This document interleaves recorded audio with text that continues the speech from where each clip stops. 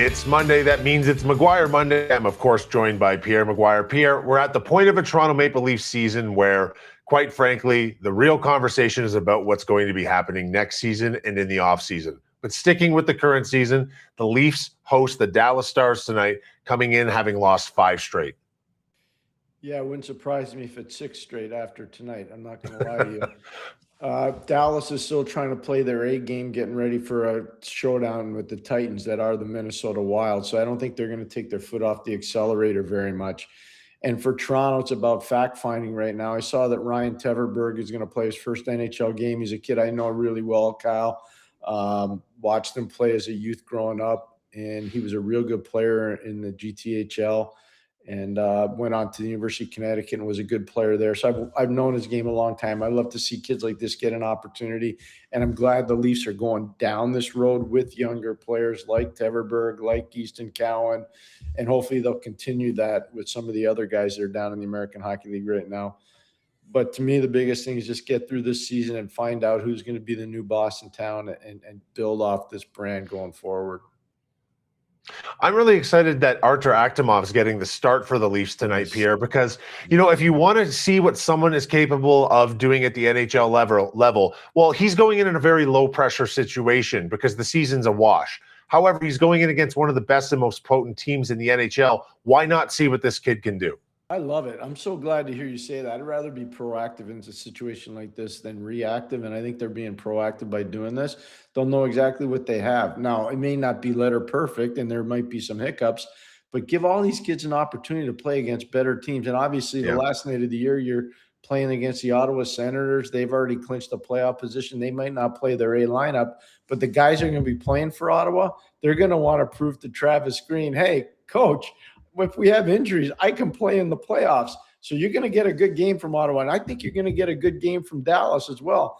And that's why I'm saying, to your point, Kyle, throw guys like Artur into the lineup, see what they can do, see how they play. And I think it's a great dress rehearsal for down the road. I really do. And I want to ask I want your feedback on something, Pierre, because you've been in the NHL, the coaching level, at the upper management level. Why would a team like Toronto have not started trotting out more of these guys sooner when the season's clearly been a wash since they returned from the Olympics or very shortly thereafter? Is it an optics thing that they would never, and it's not to suggest that they would do that because they're just trashing the rest of the season, but it is an opportune time to see what pieces you have. But is it because of the market like Toronto that optically it doesn't look good to the fan base? I think everybody in upper management was trying to keep their job. And one of the things you do is you don't take risk. You just play along with the lineup that you have. I think everybody detected right after the Austin Matthews injury, Kyle, that this was a season gone awry in a hurry. And some people may have said, hey, this happened long before Austin got hurt. Everything ended when Austin got hurt, and everybody knows it. And I know you and I talked about it. The Marner thing was never dealt with properly. I mean, there are a lot of different things they'll find out when they do the autopsy in the season.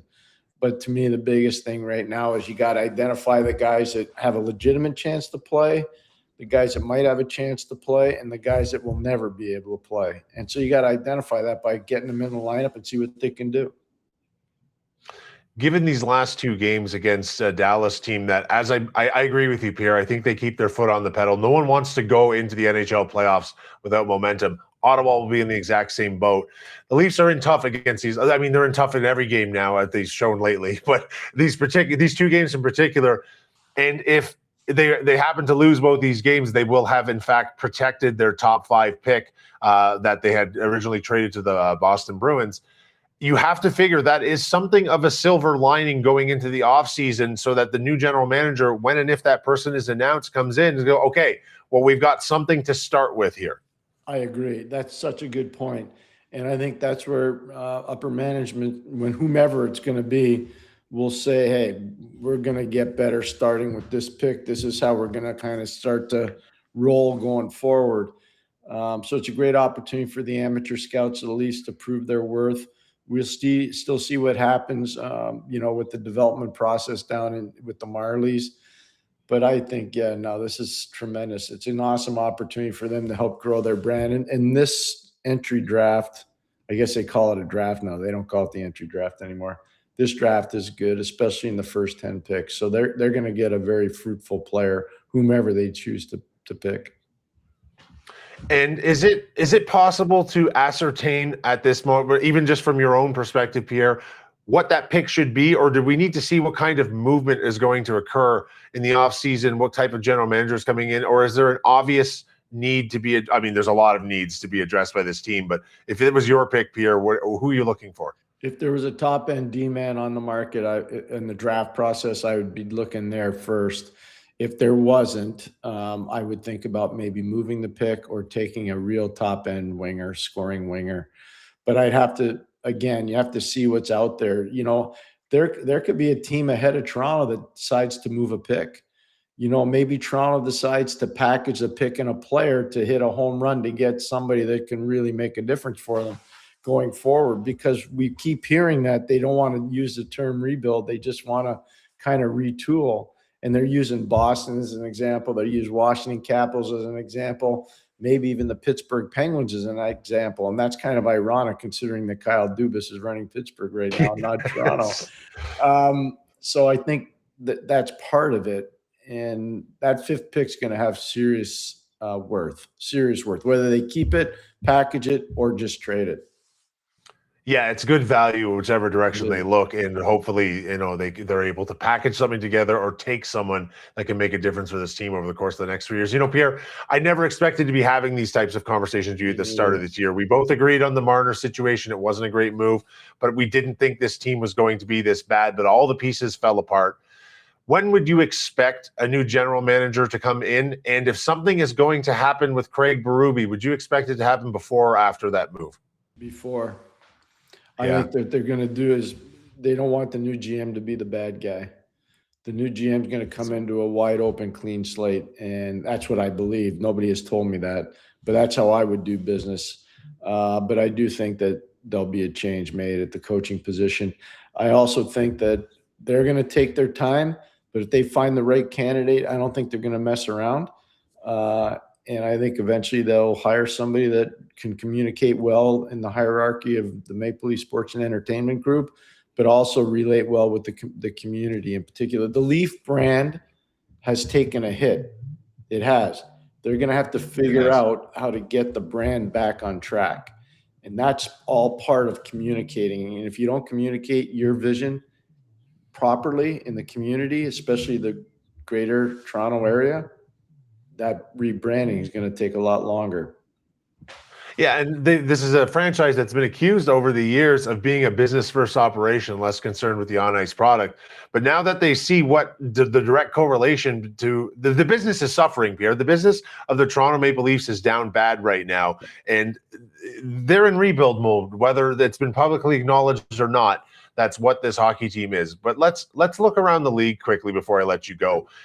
The Stanley Cup playoffs, we're right on the doorstep of them. The season's wrapping this week. Grab some names from the first round, either from a player perspective or a team perspective, that you're most excited to see going into this year's NHL playoffs. I can't wait to watch the Minnesota-Dallas series. It's going to be really nasty. And you know, one of the parts that's going to make it nasty is the two Foligno boys. One wears 17, one wears 71. There's a Maple Leaf tie-in. Their dad obviously played for the Toronto Maple Leafs. But also this Yakov Trenin, he's a nasty piece of business. Nobody has more hits in the NHL than him. I think Minnesota is going to be a really hard out. They're not exactly the nice guys from the state of Minnesota, which everybody says, oh, they're the state of hockey. They're so nice. They're this, they're that. They're mean. Minnesota's got a tough team. So this first round matchup with Dallas is going to be huge. If Pittsburgh, Philly play in the first round, Kyle, I think it's just going to be amazing to watch. I've obviously been involved in that series as a broadcaster and also as a coach, and it's never fun. It's always very, very nasty. I didn't know this until late last night. This is the first time ever since New Jersey's been in New Jersey, the Islanders have been with the on the island, and the Rangers. It's the first time ever since all three have been in the greater New York area that not one of them is in the playoffs. It's the first time ever. I did not know It's pretty this remarkable. until last night. It's pretty remarkable to think about that. These are major markets as well, and they're not being serviced correctly by their hockey teams. I want to ask you a question about the Dallas Minnesota series, because do you think, I mean, the playoff format's now restructured. Is the league done a disservice by having two of their elite teams facing off in the first round, or is, hey, them's the break sort of situation? Because you would almost wonder, in most sports, these teams would meet a little further along in the playoffs, but because of the way the playoffs are now structured in the NHL, two of the elite teams are playing in round one. Can I come hang out with you out west right now? Because I think you're so onto something. I think I could just get wealthy just through osmosis being near you. Is that okay? Yeah, unbelievable. You're so spot on. No, I think the league needs to really rethink the playoff schematic. It should probably go 1 versus 8, 2 versus 7, 3 versus 6, 4 versus 5. We're losing too many good teams every single year, or we're getting the same matchups like LA and Edmonton forever and ever and ever. We're always playing. I think it's time to look at it. You know, imagine this. Tampa could play Montreal in the first round, and they're highly likely that it will happen that way. Mm-hmm. Both those teams are really good. You're going to lose one really, really good team. And if you lose the Montreal market from Canada, check out what your TV numbers are going to be, because you don't have Toronto, you don't have Vancouver.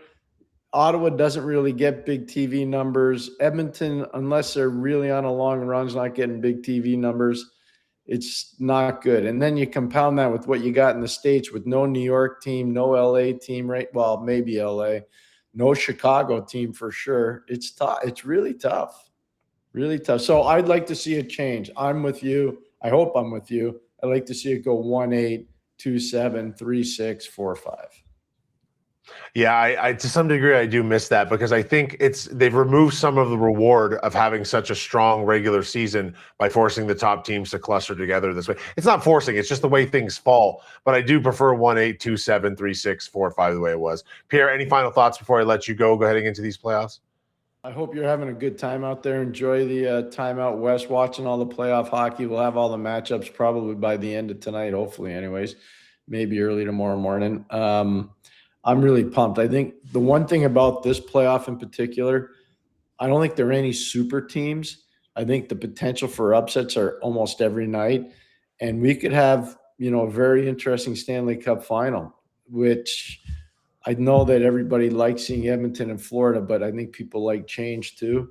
I think the chance for change is really apparent this year. It's a great parity across the NHL, Pierre. I'm looking forward to the playoffs, and I'm sure I'll be talking to you throughout them. Thanks for joining us, Pierre.